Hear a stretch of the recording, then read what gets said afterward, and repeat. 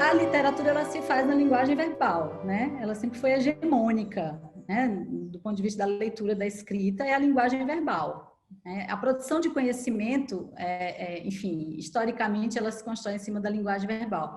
Mas sempre a imagem esteve presente, né? Sempre a imagem esteve por ali. O primeiro livro ilustrado para crianças, com ilustração, que eu digo, vem do século XVI, XVII, com um livro que era didático, que era para quando a criança começa a ir para a escola, logo se começa a acrescentar imagem com a ideia de que aquilo ia favorecer uma compreensão, de que a imagem também faz uma mediação com o conhecimento. No século XX, a imagem ganha uma força absurda, né? A partir das tecnologias, a partir do cinema, a partir da fotografia, enfim. As técnicas de reprodução de imagem tomam o cotidiano das pessoas, e isso chega na literatura infantil.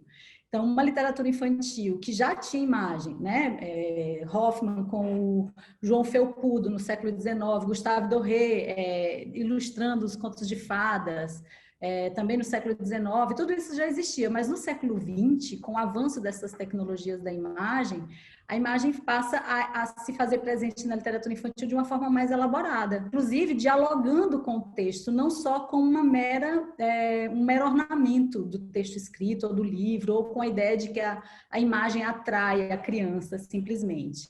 A imagem talvez capture ela imediatamente porque ela não compreende de imediato o texto escrito, né? Então, a imagem, vamos dizer assim, é mais fácil de compreender, mas não é só por isso, né? Porque a imagem, ela acrescenta algo à história, algo à literatura, no sentido de quando ela articula com o texto, ela produz novos sentidos. Então, a partir do século, da década de 60, da segunda metade do século 20, esse uso da imagem vai se sofisticando, muito inspirado no uso da imagem no cinema, na TV. Então, as ilustrações ganham planos, ganham perspectiva, se articulam com o texto por diferentes vias, pela via da complementariedade, pela contradição. Isso, a literatura, então, vai se diversificando a partir da entrada da imagem. Os gêneros que eram verbais, os orais e os escritos, a partir da entrada da imagem também vão surgindo outras formas literárias,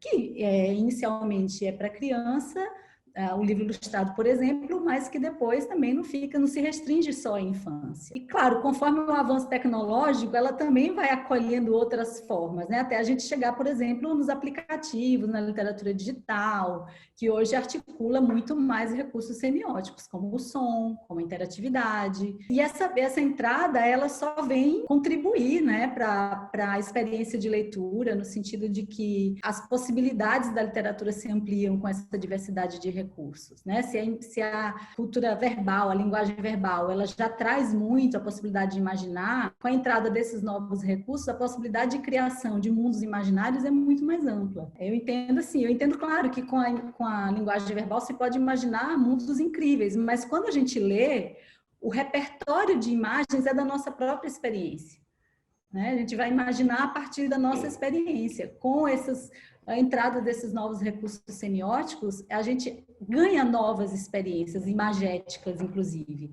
né? A gente conhece novas imagens que talvez a gente não produzisse sozinhos pela nossa experiência cotidiana.